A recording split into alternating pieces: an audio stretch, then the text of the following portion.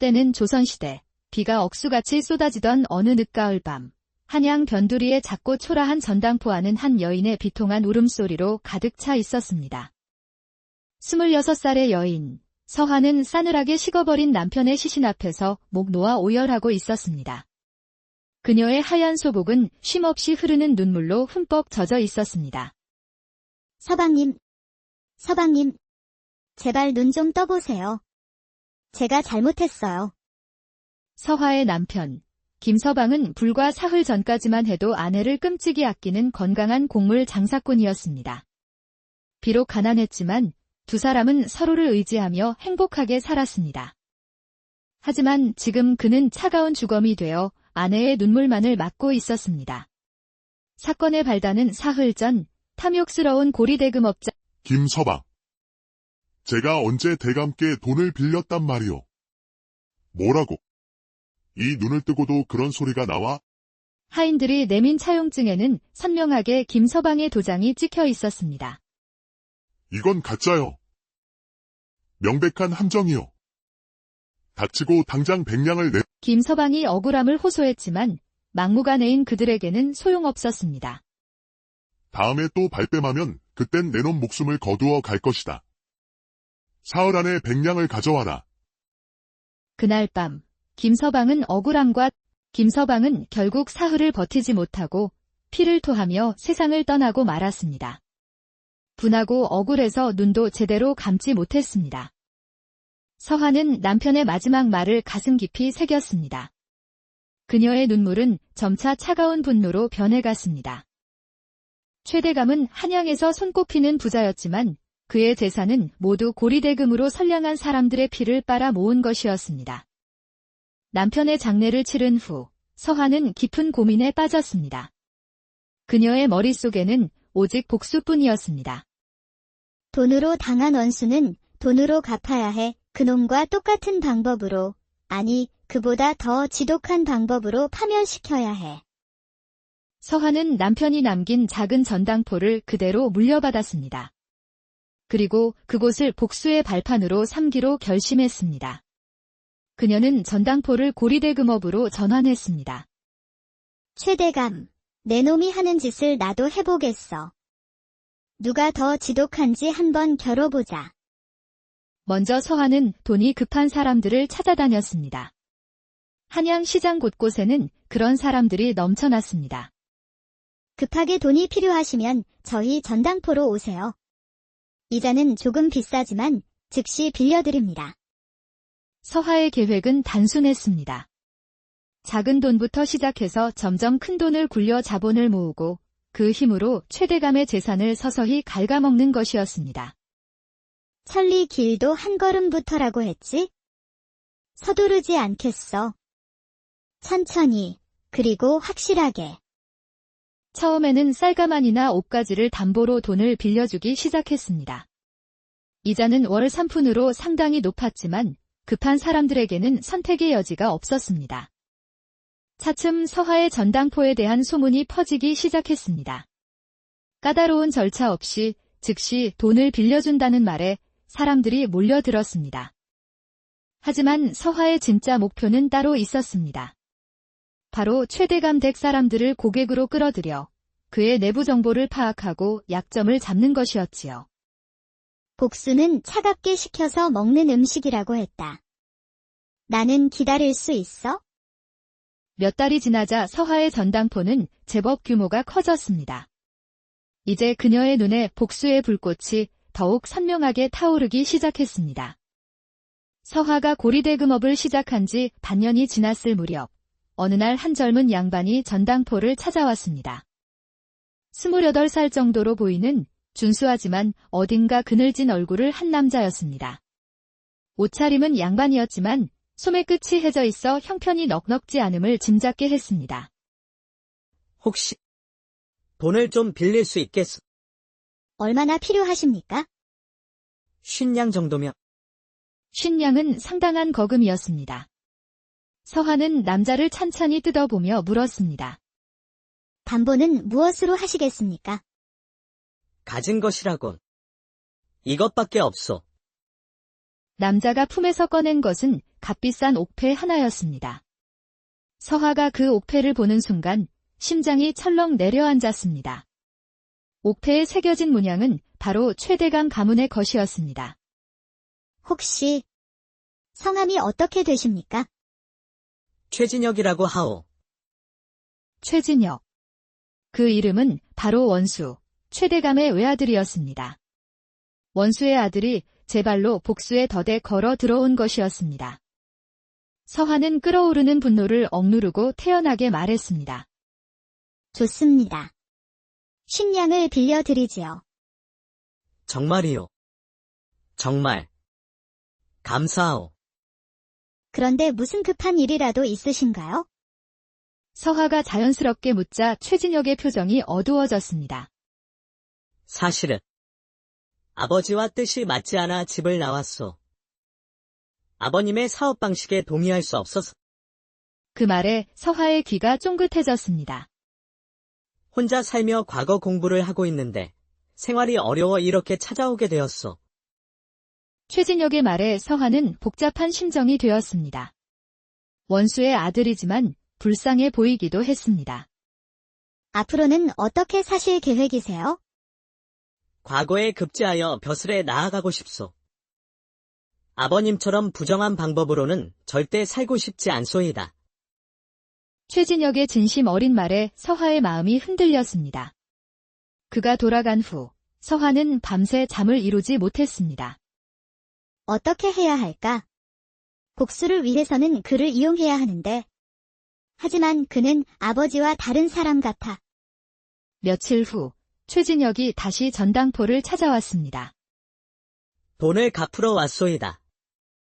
벌써요. 아직 한 달도 채 되지 않았는데. 다행히 아이들을 가르치는 일을 구해서 돈을 마련했소. 빌린 돈은 약속대로 갚는 것이 도리이지요. 최진혁의 강직한 모습에 서화의 마음은 더욱 복잡해졌습니다. 아버지와는 정반대의 성격이었기 때문입니다. 그 이후로 최진혁은 종종 전당포를 찾아왔습니다. 돈을 빌리러 오는 것이 아니라 그저 서화와 이야기를 나누기 위해서였습니다. 오늘도 손님이 많으시군요. 혼자 이 일을 다 하시니 힘드시지 않으십니까? 서화는 최진혁과 대화를 나누면서 점점 그에게 마음이 끌렸습니다. 그는 진실로 선량하고 성실한 사람이었습니다. 이런 마음을 가져도 되는 걸까? 그는 원수의 아들인데. 어느 날 최진혁이 특별한 제안을 했습니다. 혹 시간 나실 때 제가 단풍 구경이라도 모셔다 드려도 되겠습니까? 요즘 북한산 단풍이 절경이라더군요. 서화의 가슴이 두근거렸습니다. 그의 따뜻한 배려에 마음이 흔들렸고 결국 그의 제안을 받아들였습니다. 그럼 내일 해질 무렵에 북한산 자락에서 뵙지요. 하지만 서화의 마음 한편에는 여전히 복수의 불꽃이 타오르고 있었습니다. 최진혁을 통해 최대감의 약점을 찾아야 해. 사랑은 나중이고 복수가 먼저야. 다음 날 해질 무렵 서화는 약속 장소인 북한산 자락으로 향했습니다. 평소와 달리 곱게 단장한 모습이었습니다. 북한산 입구에는 이미 최진혁이 기다리고 있었습니다. 그도 평소보다 깔끔하게 차려입은 모습이었습니다. 오셨군요. 오늘 유난히 고우십니다. 기다리셨어요. 아니요. 저도 방금 왔습니다. 두 사람은 나란히 산길을 오르기 시작했습니다. 온 산을 붉게 물들인 가을 단풍이 절경을 이루고 있었습니다. 정말 아름답네요. 이런 풍경을 본 지가 얼마만인지 모르겠어요. 그렇지요. 저도 마음이 힘들 때마다 이곳에 와서 위로를 받곤 합니다. 두 사람은 작은 계곡 옆에 자리를 잡고 앉아 맑은 물소리를 들으며 많은 이야기를 나누었습니다. 서한왕자는 어쩌다 전당포 일을 시작하게 되셨소? 남편을 잃고 혼자 살아가야 해서요. 그러셨군요. 혼자서 얼마나 힘드셨겠소? 진혁 도련님께서는 아버님과 왜 사이가 안 좋으신가요? 서화가 슬쩍 묻자 최진혁의 얼굴이 다시 어두워졌습니다. 아버님께서는 고리대금업을 하시는데 가짜 차용증을 만들어 선량한 사람들의 재산을 빼앗기도 하십니다. 그 말을 듣는 순간 서하의 가슴이 불타는 것 같았습니다. 바로 남편을 죽게 한 그 방법이었기 때문입니다. 차라리 가난하게 살더라도 양심에 어긋나는 일은 하고 싶지 않아요. 그의 진심 어린 말에 서하는 복잡한 감정에 휩싸였습니다. 해가 지면서 산속은 점점 어두워졌습니다. 그날 이후로 두 사람은 자주 만났습니다. 서하는 처음에는 복수를 위한 정보 수집이 목적이었지만 점점 최진혁 그 자체에게 마음이 끌리고 있었습니다. 한편 서하의 고리대금업은 점점 번창하여 제법 큰 돈을 굴릴 수 있게 되었습니다. 그리고 드디어 최대감과 직접 거래할 기회가 찾아왔습니다. 최대감이 큰 사업에 투자했다가 자금난에 빠졌다는 소문이 돌고 있어? 이제 복수할 때가 왔어. 서하는 중간 상인을 통해 최대감에게 거액의 돈을 빌려주겠다고 제안했습니다. 담보는 최대감 댁의 토지 문서였습니다. 좋다. 그 조건으로 하자. 200냥을 당장 빌려다오. 돈에 눈이 먼 최대감은 자신에게 돈을 빌려주는 사람이 누구인지 전혀 모르고 있었습니다. 그날 저녁 최진혁과 만났을 때 서하는 복잡한 심정이었습니다. 오늘 무슨 좋은 일이라도 있으셨어? 표정이 밝아 보이는데. 그냥 일이 잘 풀려서요. 도련님은 과거 공부는 잘 되어 가시고요. 열심히 하고 있어. 내년 봄 과거에 응시하여 꼭 합격한 뒤 정의로운 관리가 되고 싶소. 최진혁의 꿈을 듣자 서하의 가슴이 아려왔습니다. 한편으로는 복수가 시작되어 기뻤지만 다른 한편으로는 최진혁에 대한 감정 때문에 괴로웠습니다. 한 달 후 최대감은 이자만 갚을 뿐 원금 상환은 계속 미루었습니다. 2달, 3달이 지나면서 이자는 눈덩이처럼 불어났습니다. 이제 원금과 이자를 합쳐 300냥이 되었습니다. 더는 기다릴 수 없으니 약속대로 토지 문서를 내놓으시지요. 잠깐. 이런 식으로 나올 줄은 몰랐는데. 계약서에 명시된 대로 하는 것뿐입니다. 법적으로도 아무 문제가 없습니다. 궁지에 몰린 최대감은 비열한 수를 썼습니다. 관청의 관리들을 매수하여 서하를 불법 고리대금업자로 고발한 것입니다. 며칠 후 관청에서 포졸들이 서하의 전당포로 들이닥쳤습니다. 서하는 듣거라. 불법 고리대금 혐의로 너를 체포한다. 무슨 근거로 이러십니까? 모든 거래는 합법적으로 이루어졌습니다. 닥치고 따라오너라. 포졸들이 서하를 끌고 가려는 순간 최진혁이 나타났습니다. 잠깐. 이게 무슨 일이오? 이 여인이 무슨 죄를 지었다고 함부로 끌고 가는 것이오? 증거가 있어. 최진혁의 당당한 모습에 포졸들이 당황했습니다. 포졸 중 하나가 최대감의 아들인 그를 알아보았기 때문입니다. 최도련님. 도련님께서 어찌 이런 일에. 증거도 없이 사람을 잡아갈 수는 없다며 법대로 처리하라는 최진혁의 말에 포졸들은 결국 물러갔습니다. 이후 조용한 곳에서 최진혁이 서하에게 물었습니다. 서하 낭자. 정말 제 아버지와 거래를 하셨던 겁니까? 서하는 더 이상 숨길 수 없다고 생각하고 모든 진실을 털어놓기 시작했습니다. 제 남편은 도련님의 아버지가 죽인 거나 다름없어요. 가짜 차용증으로 억울하게 몰아붙여서 분사하게 만들었어요. 최진혁의 얼굴이 창백해졌습니다. 그래서 복수를 하려고. 네. 처음에는 그랬어요. 도련님께 접근한 것도 복수를 위해서였어요. 하지만 지금은 아니에요. 도련님을 알게 되면서 제 마음은 진심이 되었어요. 도련님은 아버님과 완전히 다른 분이니까요. 서하의 진심 어린 고백에 최진혁의 마음도 흔들렸습니다. 저도 낭자를 좋아하고 있어. 하지만 이런 상황에서 아버지와 사랑하는 사람 사이에서 그는 괴로워했습니다. 이건 저와 아버님 사이의 문제입니다.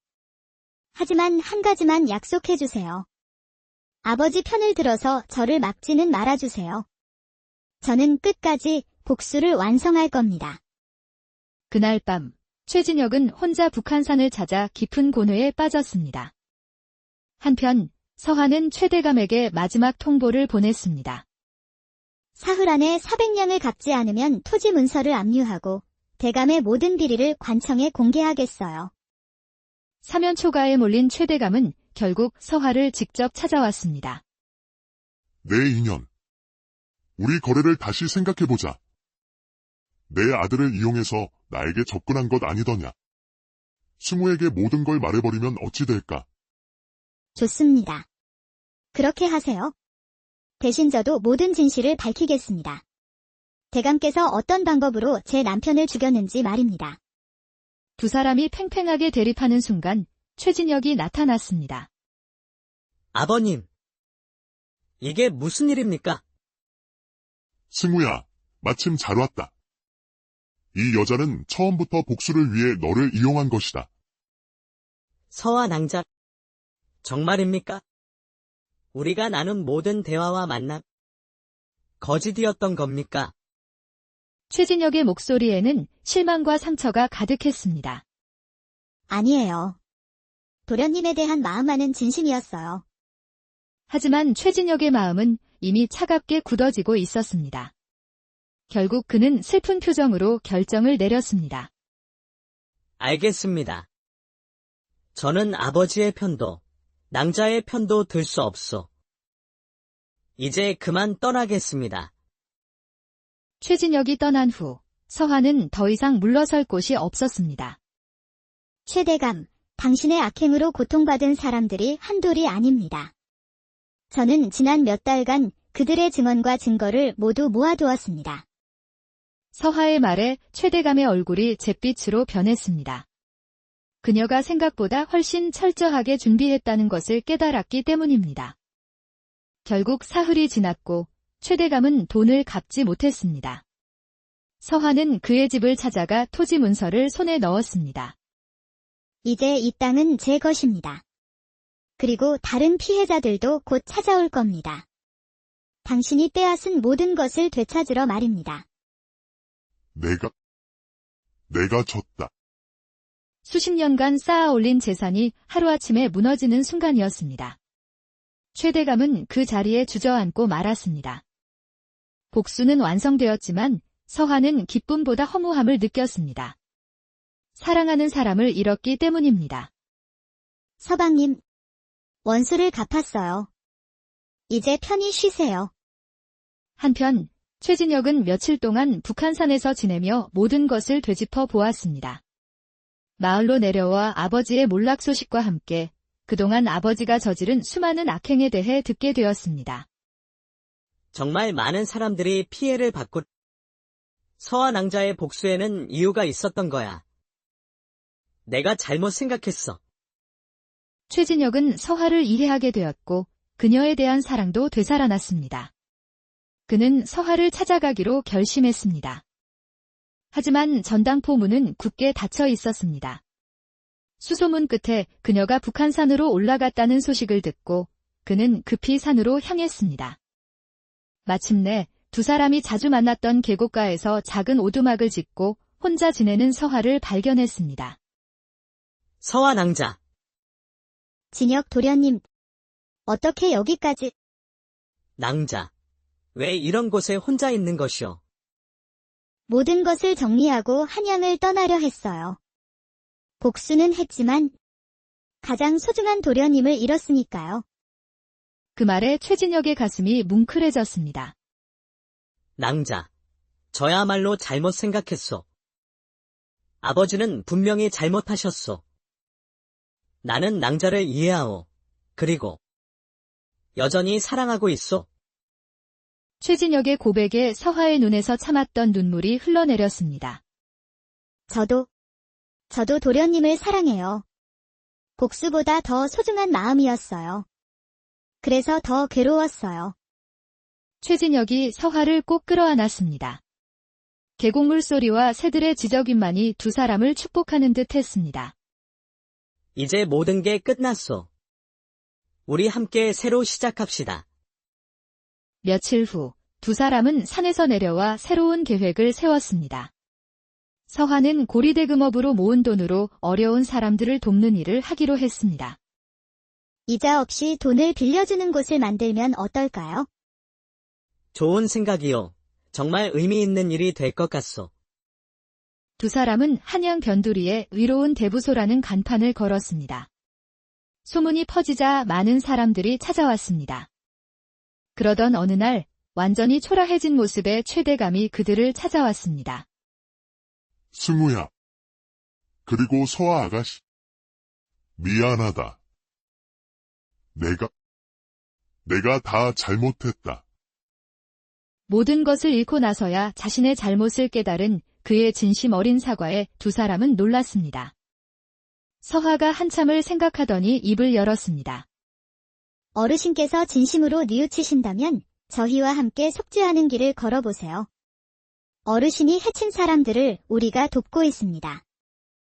서화의 너그러운 마음에 최대감은 눈물을 흘리며 감동했습니다.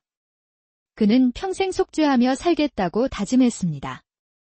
그 이후 세 사람은 함께 대부소에서 일하며 어려운 사람들을 도왔습니다. 복수는 용서로, 증오는 사랑으로 변해갔습니다. 한 달 후, 서화와 최진혁은 소박하지만 따뜻한 결혼식을 올렸습니다. 최대감은 눈물로 아들 부부를 축복했습니다. 시간이 흘러 두 사람 사이에 예쁜 딸이 태어났습니다. 아이의 이름은 선한 마음을 가지라는 뜻에서 선아라고 지었습니다. 의로운 대부소는 나라 전체로 퍼져나가 수많은 사람들에게 희망이 되었습니다. 조정에서도 그들의 선행을 인정하여 큰 상을 내렸습니다. 어느 가을날 서화와 최진혁은 처음 만났던 북한산 계곡을 다시 찾았습니다. 어느덧 두 사람은 중년의 부부가 되어 있었습니다. 여보, 우리가 처음 여기서 만났을 땐 서로 원수였는데 이제는 세상에서 가장 사랑하는 사이가 되었네요. 모든 게 당신 덕분이요. 당신의 강한 마음과 용서가 모든 것을 가능하게 했소. 나는 세상에서 가장 행복한 사람이요. 복수로 시작된 이야기는 사랑과 용서, 그리고 헌신으로 끝을 맺었습니다. 진정한 사랑은 원한을 이기고, 진정한 용서는 모든 것을 치유한다는 것을 보여주는